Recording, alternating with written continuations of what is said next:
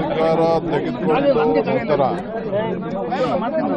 ಮೊದಲನೆಯ ಸನ್ನಿಧಿ ಈ ಗಂಗಾಧರೇಶ್ವರ ದೇವಸ್ಥಾನದಕ್ಕೆ ಬಂದಿದ್ದೇನೆ.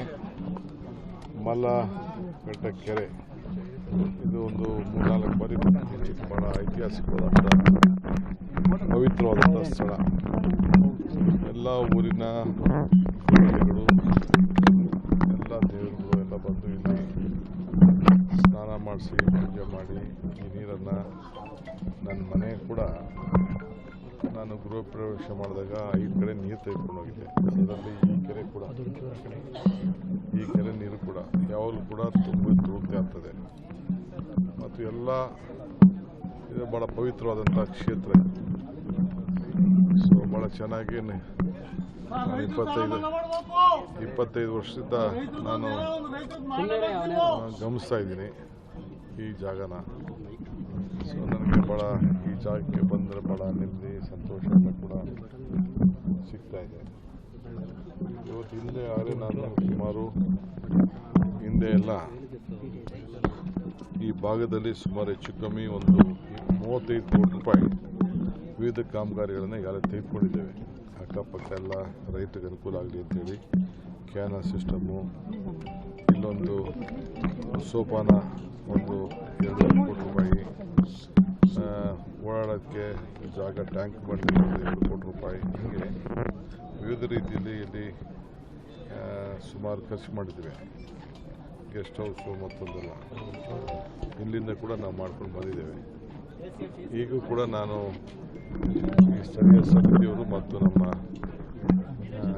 ಕಾಡಸಿದ್ದೇಶ್ವರ ಮಠದ ಅಜ್ಜಿಯವ್ರ ಹತ್ರ ಮಾತಾಡಿ ಅವ್ರಿಗೇನು ಅವಶ್ಯಕತೆ ಇದೆ ಅಂತ ನಾನು ಕೇಳಿ ಖಂಡಿತ ಇಲ್ಲಿಗೆ ಒಂದು ಅಭಿವೃದ್ಧಿ ಕೆಲಸಕ್ಕೆ ನನ್ನಿಂದ ಏನಾರು ಆಗಬೇಕು ಅಂತೇಳಿ ಹೊಸದಾಗಿ ಬಂದಿರೋದ್ರಿಂದ ಖಂಡಿತ ಒಂದು ಕೊಡುಗೆ ಕೊಡ್ತೀನಿ. ಸರ್, ಈ ಜಾಗನ ಪ್ರವಾಸೋದ್ಯಮಕ್ಕೆ ಸೇರಿಸಬೇಕು ಅಂತ ಹೇಳಿ ಸರ್, ಪ್ರಮಾಣ ವಚನ ಸಂದರ್ಭದಲ್ಲಿ ಸಂಪೂರ್ಣ ಹಿಂದೂ ಸಂಪ್ರದಾಯವಾದಿಯಾಗಿ ಕೆಲವೊಂದು ಶಾಸ್ತ್ರೋಕ್ತವಾಗಿ ಪ್ರಮಾಣ ವಚನ ಸ್ವೀಕರಿಸಿದ್ರಿ. ಅದು ಯಾವ ರೀತಿ ಒಂದು ಬಿಜೆಪಿ ಆಗಲಿ ಓವರ್ ಆಲ್ ದೇಶಕ್ಕೆ ಮೆಸೇಜ್ ಸಿಗುತ್ತೆ? ನಮಗೆ ರಾಜಕಾರಣ ಮುಖ್ಯ ಅಲ್ಲ. ಭಕ್ತನಿಗೂ ಭಗವಂತನಿಗೂ ವ್ಯವಹಾರ ಮಾಡೋಂಥದ್ದು ದೇವಾಲಯ ಮತ್ತು ದೇವರು, ಅವರ ಧರ್ಮ. ನನಗೆಲ್ಲ ಧರ್ಮದ ಪೀಠಗಳನ್ನು ಕೂಡ ಆಹ್ವಾನಿಸಿದೆ. ಕ್ರೈಸ್ತ ಇರ್ಬೋದು, ಸಿಖ್ ಇರ್ಬೋದು, ಬೌದ್ಧ ಇರ್ಬೋದು, ಹಿಂದೂ ಧರ್ಮ ಎಲ್ಲ ಕೂಡ ನಮ್ಮ ರಾಜ್ಯದಲ್ಲಿ ನಾವು ತಳ್ಳಕ್ಕಾಗ್ತದ? ನನ್ನ ಹೆಸರು ಬದಲಾವಣೆ ಮಾಡ್ಕೋಕ್ಕಾಗ್ತದೆ? ಧರ್ಮನ ಬಿಡೋಕ್ಕಾಗ್ತದ? ನೀವು ಧರ್ಮ ಬಿಟ್ಟರು ಧರ್ಮ ಬಿಡೋಕ್ಕಾಗಲ್ಲ, ಯಾವುದೇ ಧರ್ಮದವ್ರಿಗೆ. ಸೊ ಅದು ಒಂದು ಅವಕಾಶ ಸಿಕ್ತಂಥ ಸಂದರ್ಭದಲ್ಲಿ ಎಲ್ಲ ಹೋಗ್ತಾರೆ. ಎಲ್ಲ ಧರ್ಮದವರು ಭೂಮಿ ಪೂಜೆ ಮಾಡ್ತಾರೆ. ಭೂಮಿ ಪೂಜೆ ಮಾಡಿ ಯಾರು ಕರೀತಾರೆ? ಈಗ ಪ್ರತಿಯೊಂದು ಮನೆಯಲ್ಲೂ ಕೂಡ ಒಂದು ನಾಮಕರಣ ಮಾಡಲಿ, ಒಂದು ಕಿವಿ ಚುಚ್ಚಲಿ, ಏನೇ ಒಂದು ಹೆಸರು ಏನೇ ಮಾಡಿದ್ರು ಕೂಡ ಉಪನಯ ಮಾಡಲಿ, ಎಲ್ಲ ಅವರು ಪೀಠದವ್ರು ಕರ್ಕೊಂಡು ಬಂದಿದ್ದಾರೆ ಮಾಡೋದು.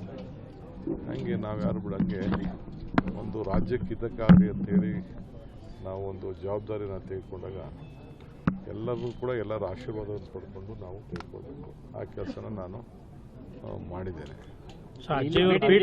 ಕೋಟಿ ಶಿವಲಿಂಗ ಸ್ಥಾಪನೆ ಮಾಡಲಿಕ್ಕೆ ಮುಂದಾಗಿದ್ದೀರಿ? ಏನಿಲ್ಲ, ನನ್ನ ಭಾವನೆ, ನನ್ನ ಭಕ್ತಿ ಈ ಲೋಕ ಕಲ್ಯಾಣಕ್ಕೆ, ಜನರಿಗೆಲ್ಲ ಕೂಡ ಒಳ್ಳೆಯದಾಗಬೇಕು ಅಷ್ಟೇ. ನನಗೆ ಸಿಕ್ಕಿರುವಂಥ ಅಧಿಕಾರ ಜನರಿಗೆ ಸಂಪೂರ್ಣವಾಗಿ ಸಮರ್ಪಿಸಿ ರಾಜ್ಯದ ಜನತೆಗೆ ಒಳ್ಳೆಯದಾಗಬೇಕು, ನೆಮ್ಮದಿ ಶಾಂತಿಯಿಂದ ಇರಬೇಕು, ಒಳ್ಳೆ ಮಳೆ ಬೆಳೆ ಬರಲಿ, ಯಾವಾಗಲೂ ಕೂಡ ಈ ಭಾಗ ಕೆರೆ ಎಲ್ಲ ತುಂಬ ತುಳುಕ್ಲಿ.